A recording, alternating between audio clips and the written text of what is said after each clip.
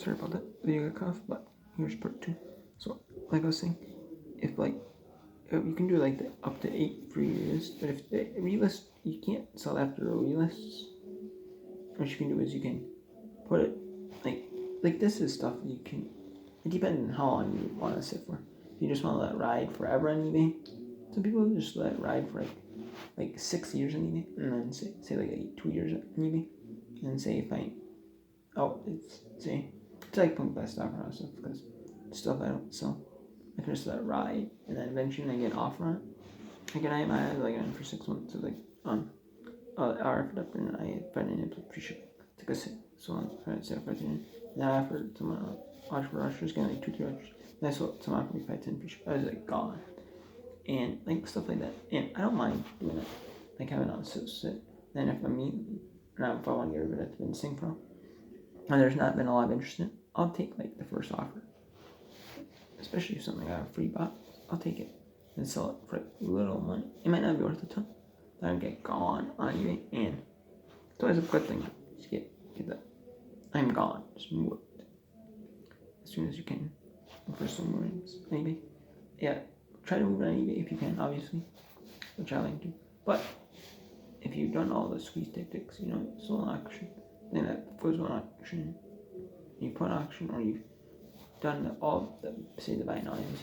You've done like squeeze tactics. You've done the squeeze, the sale, lower in your buy offer price, put on sale. What I like to do is one thing you can do is have a yard sale. Say you sell for say you're running out of space, and say you have items have been selling up for say 2 years on eBay, and you know it'll sell. On a yard sale, you just can't sell it on eBay. Just super slow selling on eBay.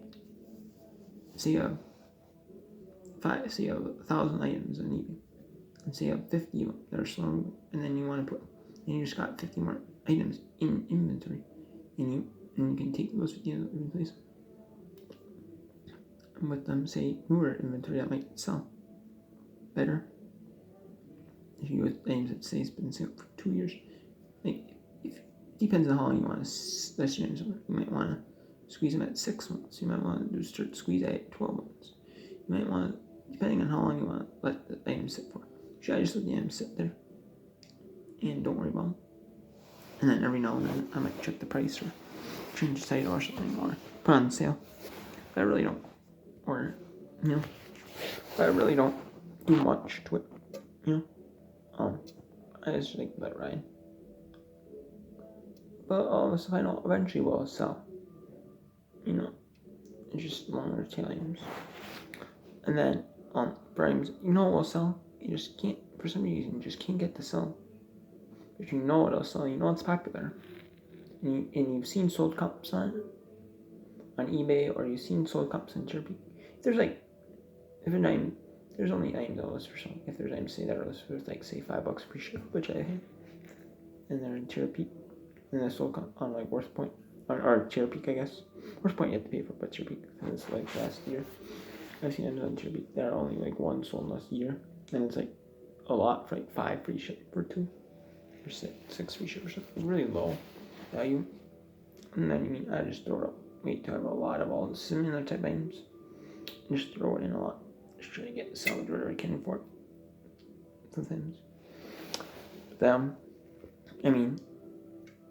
But these are items that will sell for good money. They will sell in the say you found sold cups and they're selling for say $60 and you have it for say $60, and it's in the same condition as one say something for $60. For some reason you're just not selling it, and you have like not really a lot of interest in it, but other ones are selling. Like say like 1 a month to sell. You should have sold yours by now, man, but you're not. And if you don't have say similar items of that type that you can group together, you can't group them together. Which I would like. If you have say 10 items of the same thing, you could say group all 10 together. They're slow and move. Throw them. I buy now. Throw them up on that. Get more interest. Move them out that way. On eBay. But what you can do is you can also run a yard sale or a garage sale, and say with all the items you can. So say you have like say a suit, and you bought that suit say at a thrift store say for $5. I wouldn't sell for a low, and you know what you paid for it. And you could say throw it up and say at your yard sale for say, and you say had on eBay for say 760, let's just say $75. Well, you could say throw it at a yard sale for say 20 or 15. You have no problem getting 15, 20 for something say that's worth $75 on eBay at yard sale. You should have no problem. Like I would not take less than what you paid. The absolute least, I would not take more than what you paid for. Like I would try to do everything you can at that yard sale to get rid of it at yard sale. So you can't just do it on eBay and lot. The lot won't sell on eBay. If you try to lot them up, after you list each one individually, and this and that. And when you've done everything you possibly can, and it just won't sell. This is what you could do. Like I like doing like a lot like that. But the yard sale would work. But I would try to at least get my money back at the yard sale. Like say you have 3 yard sale Friday, Saturday, Sunday, and you just can't sell at your yard sale. You just can't sell them at your yard sale. Or your items that you can't say make your money back, or at least try to make money back. Then if you have an say like low to no interest in it, after a while, I just try to at least get some of my money back. At the very least, I try to get some of my money back. I try to get, like, say you post it for 75 on eBay. I try to at least get, say, 15 for a yard sale start. And say someone asks you, say, will you take 5 or 10? I'll say sure. Because a yard sale, I'm just going to make a few bucks. I'm here to at least make a few bucks on my investments, but I'm now here to, like, I'm just out here to move wherever I can move. I just want to at least make a few bucks. If someone offers me something, I'll take it because I want to move my inventory. Which is what you should be able to aim to do a yard sale for like super slow selling stuff. And then, say eventually, like someone buys, eventually you sell for say, and then eventually I'll sell for, and then if you absolutely can't sell the yard sale, you can't absolutely try at least sell even the very end of your yard sale. You can't even break even on it. You can't even lose money on that item. You can say sell for $1 at a yard sale. And say you paid $5. You're trying to sell for, you can't even say you get anything for it at the yard sale. What do? Well, what you can do is you can donate. You can say donate it to Goodwill. You can donate it to the thrifts. You can give it to a thrift store. You can say give it to someone you know. I mean, you can just, or you can, but if you're running a business, what you do is you can donate, and you can, I think you can, like at thrift store, you can ask like a receipt for your tax write-off, on it, and you can get tax write-off on it. So that's one thing you can do also. If you donate to Goodwill, Salvation Army or something like that, you can, and that's another way to at least get something back for it. But also pass it on to someone else that's willing to use it. And then begin the cycle of life. Maybe someone buy it to use, maybe someone else comes in there, buys it to refill. You never know, who knows? But yeah. So it took some to get. I haven't had it running squeeze tactic yet on my items. But I do have items that have been sitting for like 6 months. I've been slowly selling off. So I don't know if I'm gonna try it. But I don't know, I think my cutoff will be like, I don't even know. I don't know. Depends on the item. Maybe a year. Maybe a year and a half. I don't know.